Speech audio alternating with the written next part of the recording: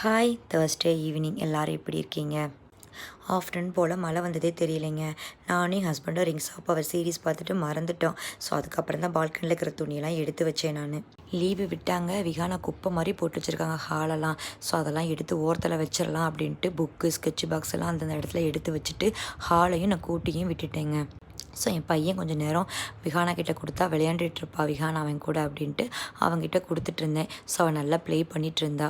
அதுக்குள்ளே என் ஹஸ்பண்ட் வந்துட்டு எனக்கு டீ வேணும்னு சொல்லி கேட்டாங்க.